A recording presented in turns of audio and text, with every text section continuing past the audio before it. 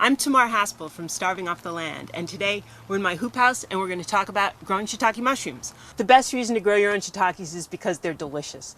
They also cost $10 a pound, and if you grow your own, they come in a lot cheaper, even after you pay for all of the equipment and the dowels and everything you need. It's also a great way to introduce kids to the magic of mushrooms. They're kind of weird organisms and they're pretty interesting. All you need to grow shiitake mushrooms are an electric drill, a rubber mallet, some dowels that are impregnated with shiitake spore, and you can get these off the internet, and of course you need a log. Let's go inoculate. Shiitakes grow on wood. They'll grow on a lot of different hardwoods, but oak is generally thought to be best, and they'll grow in sawdust and they'll grow in live logs. And if you're going to grow them in live logs, you want an oak log that was cut down 2 weeks to 6 months ago, because oak has antifungal compounds, and you want those to give those a chance to die off before you put a fungus in the log.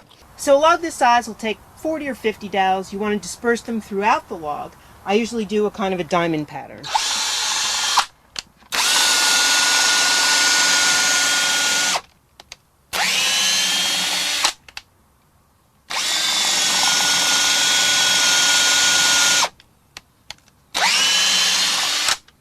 And then over on the side.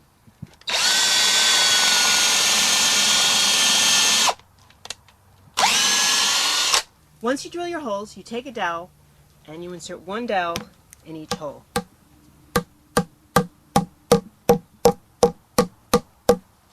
You want to make sure that it's flush with the surface of the wood.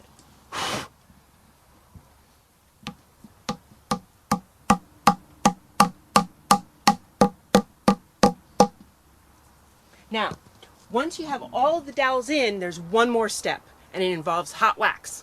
Once you get all the dowels in the log, there's one more thing you have to do.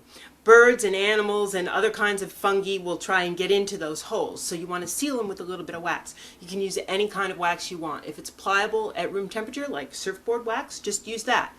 I actually melt wax. I just use these little tea lights. I take them out of their container, I take the wick off, and I put them over low heat, and they melt beautifully. So I'm going to take this melted wax and a little brush, and we're going to go out and brush our holes.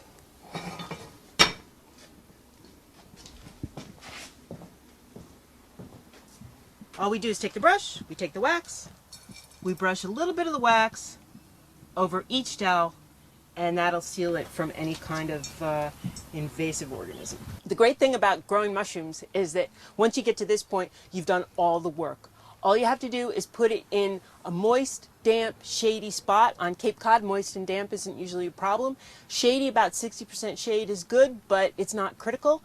And you want to put one end of the log in the ground because it will continue to wick moisture. And you can expect your first mushrooms, if you're lucky. If you do it in the spring, you might get a few in the fall. But your first real flush will come a year from when you put the mushrooms up in a shady spot. So you have to be a little patient. But the good news is it keeps on giving. You could be getting mushrooms for 5 years or even longer.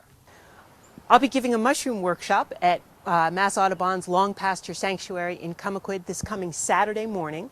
And it's $18 or $16 for Mass Audubon members. And for that, you get lots of instruction.